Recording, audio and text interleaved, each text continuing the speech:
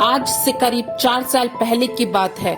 दिल्ली के एक रिहायशी इलाके में पुलिस को एक लड़की की लाश मिली थी, जिसे कातिल ने 7 टुकड़ों में काटकर एक कार्टून बॉक्स और बैग में सलीके से पैक किया था।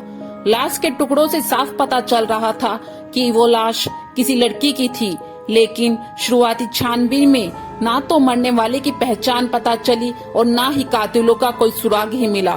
फिर अचानक कार्टून बॉक्स पर लिखे कुछ शब्द पुलिस को दिखाई दिए और वही इस केस में पहला सुराग बने। इस कहानी की शुरुआत कूड़े के ढेर में मिले एक कार्टून बॉक्स और एक बैग के साथ हुई थी। जब दोनों को खोला गया तो उसमें 7 टुकड़ों में कटी एक लड़की की लाश मिली थी। पहचान के लिए कोई निशानी भी नहीं थी। सवाल था कि आखिरकार लाश किसकी थी और किसने एक जीते जागते इंसान को 7 टुकड़ों में तब्दील कर कूड़े के ढेर तक पहुंचा दिया। तारीख 21 जून 2018 सुबह 8:30 बजे दिल्ली सरिता विहार जैसे घने रिहायशी इलाके से सटे एक कूड़ा घर में लोगों की निगाह 2 ऐसी चीजों पर पड़ी जो आमतौर पर कचरे के ढेर में नहीं होती है। ये थी एक बड़ा सा बैग और बैग के पास एक पैक्ड कार्टून बॉक्स।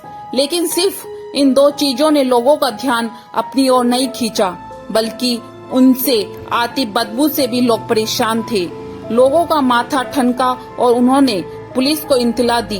अगले चंद मिनटों में दिल्ली पुलिस मौके वारदात पर जा पहुंची थी, लेकिन बैग और बॉक्स को खंगालते ही पुलिस वालों के कदम ठिठक गए, क्योंकि उस कार्टून बॉक्स में एक लड़की की लाश थी, वो भी 7 अलग अलग टुकड़ों में।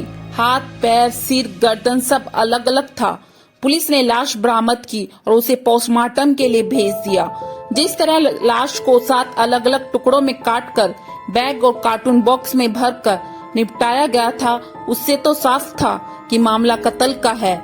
लेकिन मरने वाली लड़की कौन थी, कहाँ रहती थी, उसका कत्ल किसने किया, लाश के इतने टुकड़े किन हालात में किए, ये सभी सवाल अभी अनसुलझे थे। पुलिस को इन तमाम सवालों का जवाब जानने और कातिल तक पहुंचने के लिए सबसे पहले मरने वाली लड़की की पहचान करनी थी। लेकिन दिक्कत ये थी कि आसपास के लोगों से पूछताछ करने और बैग और कार्टून की पूरी कहानी बताने के बावजूद मरने वाली लड़की की शिनाख्त नहीं हो पाई थी। यहाँ तक कि लड़की ने जो कपड़े पहने थे, पुलिस ने आसपास के लोगों को वो कपड़े भी दिखाए, लेकिन कहीं कोई सुराग नहीं मिला। आसपास के इलाकों में तमाम गुमशुदा लोगों की लिस्ट निकाली गई, लेकिन कुछ पता नहीं चला। इस कोशिश में कई रोज निकल गए। इसी बीच तफ्तीश के दौरान पुलिस की नजर एक ऐसी चीज पर पड़ी जिससे उसे उम्मीद होने लगी कि शायद इसे मरने वाली का कोई सुराग मिल जाए। कातिलों ने जिस कार्टून बॉक्स में लाश के टुकड़े भरकर फेंके थे, उस पर एक कुरियर कंपनी का पता लिखा था। पुलिस ने सोचा शायद इस पते से ही कोई रास्ता निकले। इसके बाद फौरन पुलिस की एक टीम गुरुग्राम के उस कुरियर कंपनी के दफ्तर पहुंची। वहां उसने अपनी कंपनी के अफसरों को कार्टून बॉक्स की तस्वीरें दिखाई। इत्तेफाक से कुरियर वाले ने बॉक्स की पहचान कर ली और बताया कि इस तरह के बड़े बॉक्स में उनके एक कस्टमर ने UAE से पार्सल बुक करवाया था। कस्टमर का नाम था जावेद अख्तर। अब पुलिस कुरियर वाले के बताए पते पर सीधे जावेद अख्तर के घर अलीगढ़ पहुंची।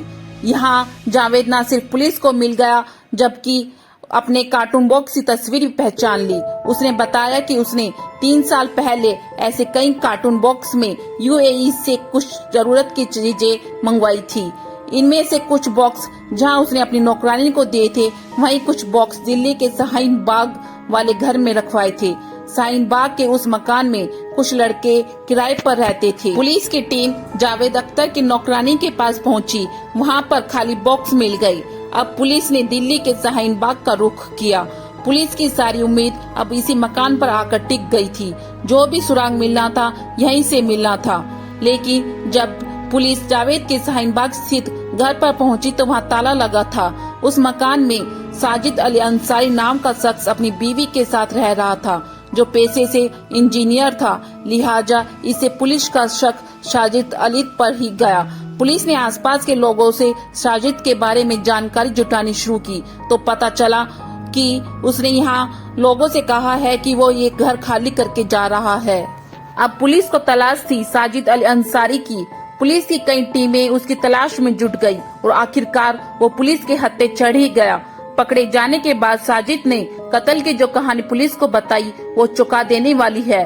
साजिद अली ने पुलिस के सामने खुलासा किया कि 7 टुकड़ों में जिस लड़की की लाश पुलिस ने बरामद की थी वो कोई और नहीं बल्कि उसकी बीवी जूही थी। आगे साजिद अली ने बताया कि वर्ष 2010 में गलती से उसका फोन छपरा बिहार निवासी जूही को लग गया था।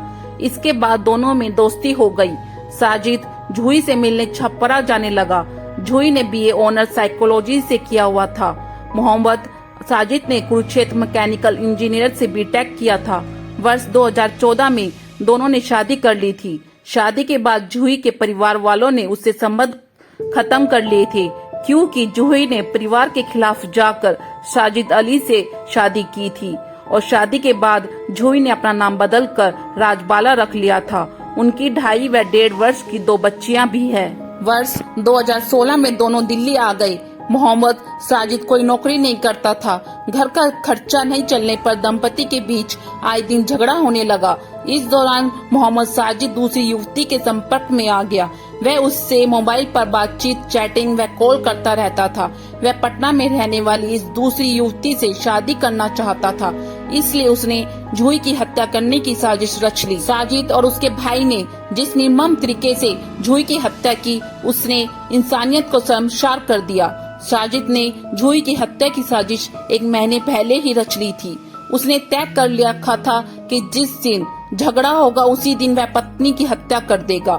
दोनों में 20 व 21 जून की रात करीब 10:30 बजे झगड़ा हुआ था। इसी दौरान उसने पत्नी जूही का गला दबाकर हत्या कर दी। इसके बाद उसने अपने बड़े भाई इश्तियाक को बुला लिया। दोनों जूही के शव को बाथरूम में ले गए और वहां उसके दोनों हाथों की नसें काट दी ताकि बाथरूम में शरीर का पूरा खून निकल जाए।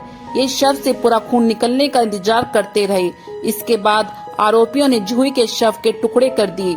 साजिद से पूछताछ में बताया कि जब वह शव के टुकड़े कर रहे थे तो दोनों बच्चियां जग गईं। बच्चियों के रोने से बेपरवाह दोनों आरोपी जूही के शव के टुकड़े करने में लगे रहे। उन्होंने शव के साथ टुकड़े किए, फिर शव के टुकड़ों को बैग व कार्टून में पैक किया।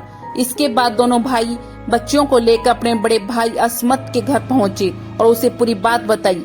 असमत लक्ष्मी नगर जाकर अपने दोस्त की अर्टिका कार लेकर आया। कार्टून व बैग को उसमें रखा और सरिता विहार इलाके में सुनसान जगह पर फेंक दिया। दोनों मिलकर जूही की लाश को 7 टुकड़ों में काटकर ठिकाने लगा चुके थे। पूरा घर भी उन्होंने साफ कर दिया था। खून के निशान मिटा दिए गए थे।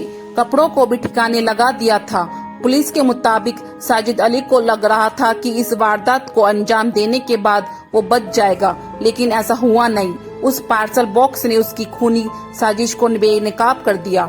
हत्या के आरोपी अब जेल में बंद है। जूही ने जिस लड़के पर अंधा विश्वास किया, उस लड़के ने ही उसके विश्वास को चूर चूर कर दिया और अंत में उसकी हत्या करके लाश कूड़े घर में पहुंचा दिया।